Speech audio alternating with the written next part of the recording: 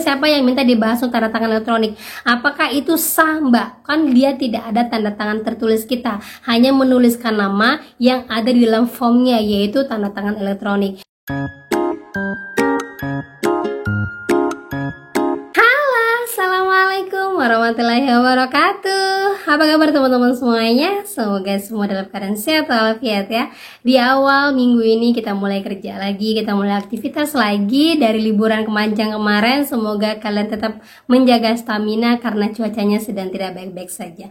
Oke teman-teman, kali ini saya akan membahas, kemarin kan ada vlog saya tuh yang tentang pinjol sudah beralih menjadi multifinance. Nah, banyak sekali yang respon untuk pinjol ini ya. Jadi pada bertanya, Mbak, berarti kalau dia sudah berubah jadi multifinance bakalan bisa nyita barang dong? Karena kan kalau multifinance itu jelas Mbak peraturannya. Nah, gimana ya Mbak? Nah, nih buat semua teman-teman yang merasa aku ada pinjol di sini nih, aku bakalan disita dong barangku karena dia udah bukan pinjol lagi. Nah, kita akan bahas. Tapi sebelumnya buat kalian yang baru gabung di channel saya, jangan lupa klik tombol subscribe-nya, nyalakan notifikasi loncengnya agar terus bertemu dengan saya. Oke teman-teman, ini dia buat kalian.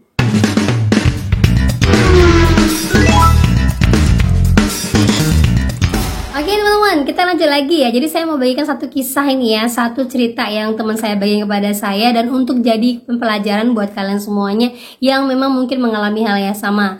Jadi ada teman saya, ini dia ngambil motor second ya, second di salah satu multifinance. Kemudian karena sudah tidak sanggup lagi membayar, akhirnya dia galbay. Nah, karena kehimpitan ekonomi, akhirnya motor ini dijual dalam kondisi motor ini masih dicicil. Nah, dijualnya itu jauh dari tempat tinggalnya, yaitu keluar pulau.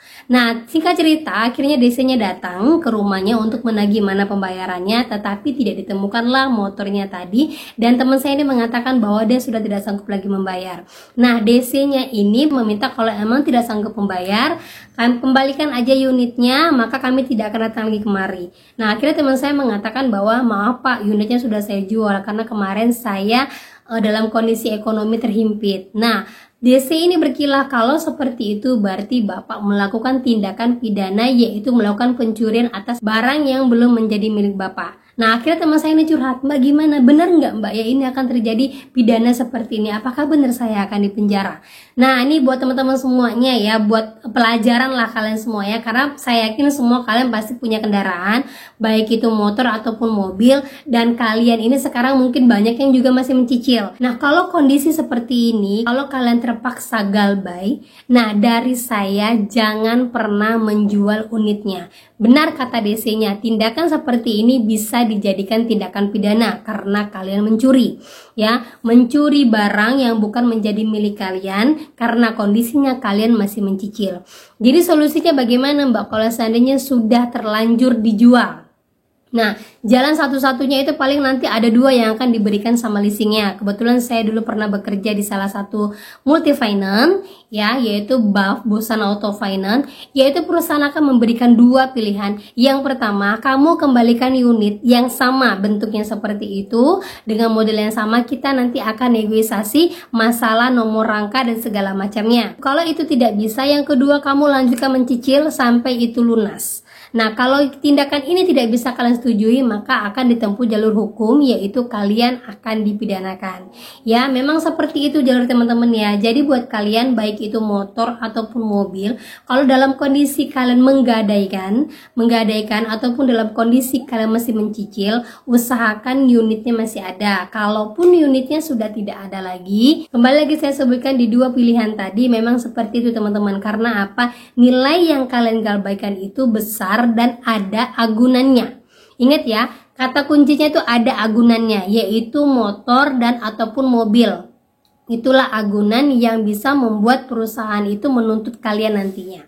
Gitu teman-teman ya. Nah, bagaimana buat ketiga pinjol yang kemarin di vlog sebelumnya saya sebutkan dia sudah berubah dari pinjol menjadi leasing.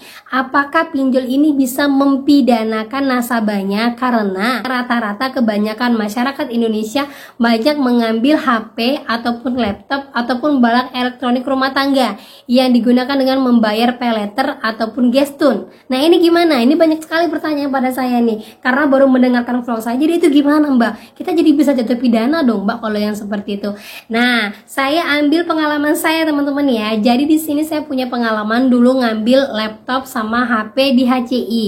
Ya, waktu itu saya juga galbay. Kebetulan nama saya juga dipakai sama abang saya dan sama teman saya. Itu galbay bertahun-tahun. Nah ya, jadi apakah saya dipenjara? Alhamdulillah saya tidak dipenjara. Apakah saya kena hukuman atau sanksi dan segala macam? Apakah saya datangin polisi? Alhamdulillah tidak. Nah, bagaimana cara mengatasinya ini?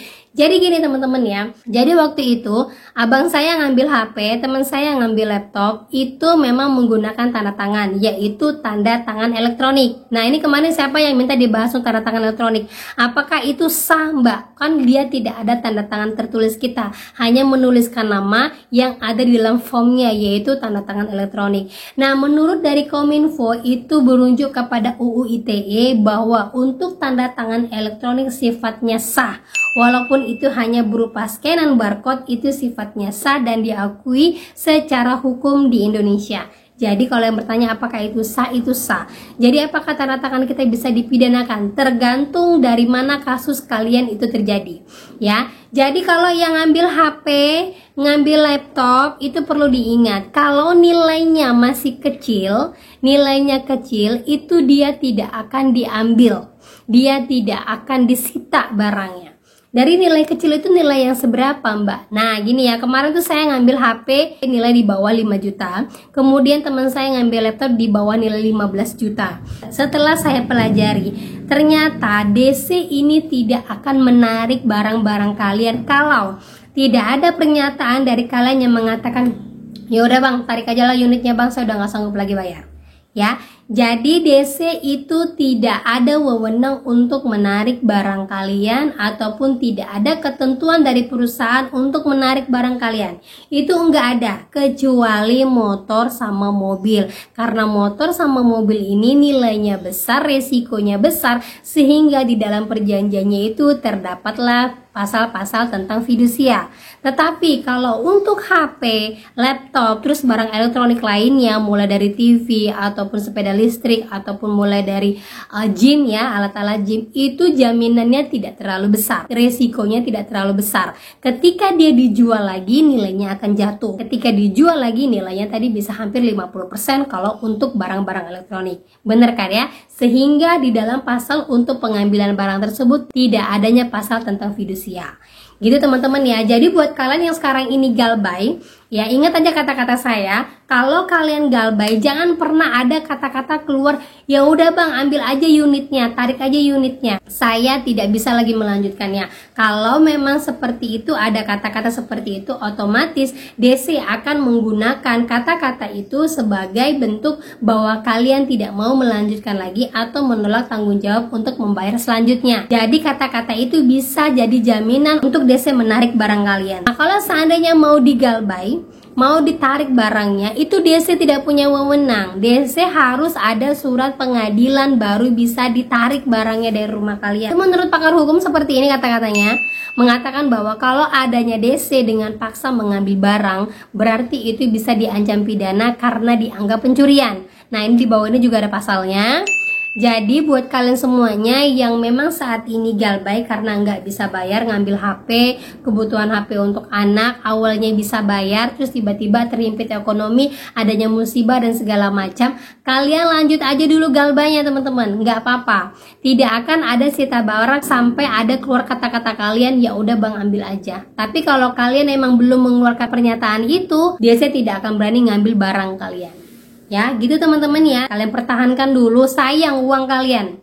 Ya, sayang uang kalian yang sudah terlanjur bayar, ternyata barang tidak bisa diambil, kalian pertahankan aja dulu sampai nanti kalian bisa bayar.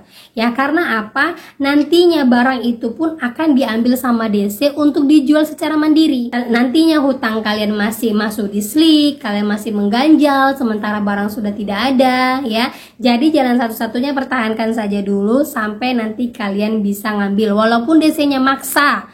DC-nya maksa, ya udah Bang tarik unit aja, minta surat fidusianya, baik itu dari pengadilan ataupun baik dari kantor. Gitu teman-teman ya. Oke, itu saja yang bisa saya sampaikan buat kalian semua yang masih bertanya-tanya untuk pinjol yang kemarin berubah menjadi leasing, karena khawatir nih nantinya apa yang sudah kalian dapatkan sekarang itu terpaksa harus dikembalikan, uang sudah habis, barang tidak dapat, nama masih nyangkut di listrik. Jadi tetap perjuangkan dulu barang kalian sampai nantinya kalian bisa bayarkan. Gitu teman-teman ya. Oke, itu saja yang bisa saya sampaikan buat kalian pada hari ini. Semoga menjadi mood booster buat kalian, semoga menjadi ilmu lagi buat kalian dan kan lebih kuat lagi. Akhir kata saya ucapkan Assalamualaikum warahmatullahi wabarakatuh.